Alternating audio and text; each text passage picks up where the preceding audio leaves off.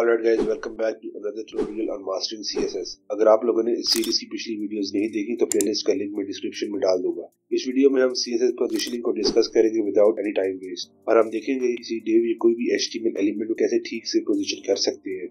अभी तक हमने जितने एलिमेंट्स डिस्प्ले करवाए हैं वो एक दूसरे के ऊपर नीचे करवाए हैं। हम इसमें चेंज करेंगे आज, so watch the tutorial till the very and. ये याद रखिएगा CSS positioning is different from flexbox and grid. Flexbox और ग्रिड से हम लेआउट क्रिएट करते हैं और पोजीशनिंग से हम अपने एलिमेंट्स की position on the browser change करते हैं।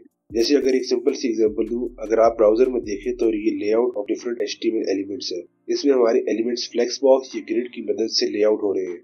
लेकिन अगर हमें फॉर एग्जांपल कोई चैट का आइकन बॉटम कॉर्नर पर रखना हो हमेशा, या हमने एक ऐसा हेडर डिजाइन करना हो जो अपनी जगह पर एक स्पेसिफिक पॉइंट पर स्टिकी या फिक्स्ड हो जाए, वो हम CSS पोजीशनिंग से करते हैं, नॉट विद फ्लेक्सबॉक्स और ग्रिड। फ्लेक्सबॉक्स और ग्रिड हमने अभी सीखे नहीं है तो उन पर ज्यादा फोकस नहीं करेंगे, लेकिन डिफरेंस पता होना चाहिए कि हम CSS पोजीशनिंग को क्यों यूज करते हैं और फ्लेक्सबॉक्स या ग्रिड को क्यों। सबसे पहले CSS की पोजीशनिंग प्रॉपर्टी को डिस्कस करें तो वो है हमारी स्टैटिक पोजीशनिंग। जिस तरह से आपका HTML एलिमेंट ब्राउजर पर डिफॉल्ट शो होता है उसको हम स्टैटिक पोजीशनिंग कहते हैं। इसको सबसे आसान एग्जांपल में एक्सप्लेन करते हैं। मैं अपने कोड एडिटर में 2 पैराग्राफ टैग बनाता हूं और इनको मैं एक बॉर्डर देता हूं। अब अगर आप देखें तो जिस तरह ये डिस्प्ले हो रहे हैं ब्राउजर में, ये उनकी स्टैटिक पोजीशनिंग है। यानी जिस तरह आप अपने HTML कोड में किसी एलिमेंट को लिखेंगे और जिस तरह से वो डिफॉल्ट शो होता है ब्राउजर में without any change from the user, वो उसकी स्टैटिक पोजीशनिंग है। मैं इस पर कोई भी टॉप, लेफ्ट, बॉटम, राइट की वैल्यूज लगाऊं तो वो उस पर अप्लाई नहीं होंगी क्योंकि ये स्टैटिक पोजीशन है इस एलिमेंट की। अब अगर मैं क्लास नेम दूं पैराग्राफ 1 को, उस पैराग्राफ को मैं पोजीशन रिलेटिव देता हूं और उसके अंदर मैं कुछ वैल्यूज डालूं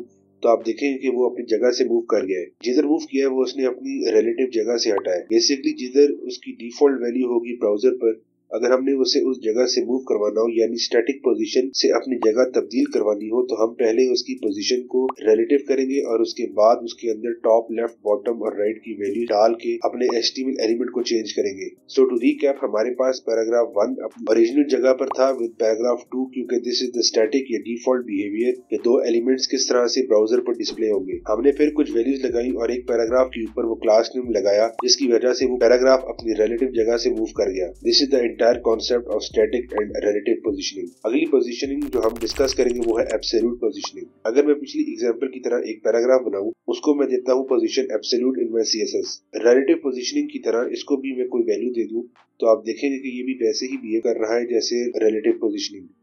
लेकिन इसमें एक मेजर डिफरेंस ये है कि एब्सोल्यूट पोजीशन वाला एलिमेंट अपने टॉप लेफ्ट कॉर्नर से अपनी पोजीशन को चेंज करता है। अभी मेरे पास कोई और ब्राउजर में एलिमेंट नहीं है तो इसीलिए ये एलिमेंट ब्राउजर के टॉप लेफ्ट से अपनी पोजीशन को चेंज कर रहा है। और ये याद रखिए कि एब्सोल्यूट पोजीशनिंग वाला एलिमेंट ब्राउजर के स्कोप से बाहर निकल आता है। फॉर एग्जांपल, अगर थोड़ी देर के लिए मैं एब्सोल्यूट पोजीशनिंग की वैल्यू हटा दूं तो ये वापस अपनी जगह पर चला गया है।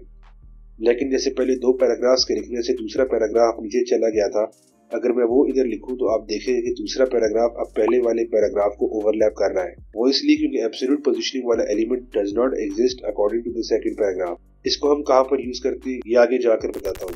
अब मैं वापस अगर पुरानी वैल्यूज पुट करूं तो एब्सोल्यूट पोजीशनिंग वाला एलिमेंट वापस अपनी जगह पर आ गया है। लेकिन अगर मैं एक डिव बनाऊं और उस डिव को मैं मार्जिन दे दूं 200 पिक्सेल्स फ्रॉम ऑल साइड्स और एक बॉर्डर बनाऊं डिव का टू सी विजुअली, उसके अंदर मैं इस पैराग्राफ को पुट कर देता हूं। इस डिव को भी मैं टारगेट करता हूं इन CSS और इसको मैं स्टाइल देता हूं पोजीशन रिलेटिव। तो जो हमारा एब्सोल्यूट एलिमेंट था वो अब ब्राउजर को अपना टॉप लेफ्ट मोस्ट एलिमेंट नहीं कंसीडर करेगा, बल्कि वो अब इस डिव को अपना रेफरेंस कंसीडर करेगा कि इधर से टॉप लेफ्ट मोस्ट उसने मूव करना है। ये पर्टिकुलरली यूजफुल तब होता है हमारे पास जब हमने कोई ऐसी चीज डिस्प्ले करानी हो जो सबसे अलग हो। जैसे एक बॉटम राइट कॉर्नर पर आप कोई फ्लोटिंग चैट बॉक्स बनाना हो, या कोई एक और एग्जांपल है वो है कि इमेज के ऊपर अगर हमने टेक्स्ट लिखनी है तो हम इमेज को पोजीशन रिलेटिव देकर टेक्स्ट को एब्सोल्यूट पोजीशन कर सकते हैं और टेक्स्ट इमेज के पॉइंट ऑफ रेफरेंस से इमेज के ऊपर टाइप होंगे।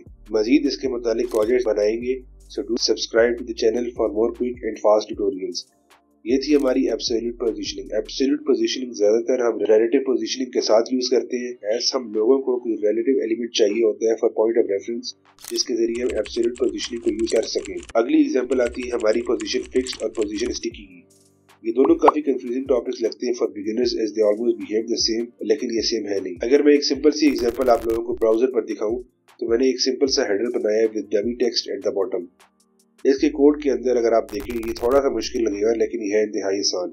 ब्रेक डाउन करते हैं इसे ताकि आप लोगों को समझ आ जाए। मैंने अपने हेडर को एक पोजीशन फिक्स दी है पोजीशन फिक्स्ड क्या कर रही है, ये एक एलिमेंट पर एक स्पेसिफिक जगह फिक्स रखती है, जैसे किसी ने इसको ग्लू लगा दी हो। इसको भी हम टॉप, लेफ्ट, बॉटम या राइट की वैल्यू दे सकते हैं, लेकिन हमने टॉप इसको रखा हुआ है 0, जिससे ये इसको बता रहा है कि टॉप से फिक्स रखना है। जो अगली प्रॉपर्टी है वो हमारी जी इंडेक्स। जी इंडेक्स के ऊपर मैं आगे चल के वीडियो जरूर बनाऊंगा जिधर हम इसे डिटेल में देखेंगे, लेकिन सबसे आसान लफ्जों में अगर हम चाहते हैं कि हमारा एलिमेंट बाकी एलिमेंट्स के ऊपर रहे हमेशा, जैसे अगर मैं स्क्रॉल कर रहा हूँ तो हेडर का फिक्स्ड एलिमेंट हमेशा बाकी एलिमेंट्स के ऊपर आए, अगर नीचे आए तो पैराग्राफ टैग्स हमें विजिबल हो जाएंगे। इसलिए हम चाहते हैं कि हमारा हेडर हमेशा एक स्टैक ऑर्डर में टॉप पर आए।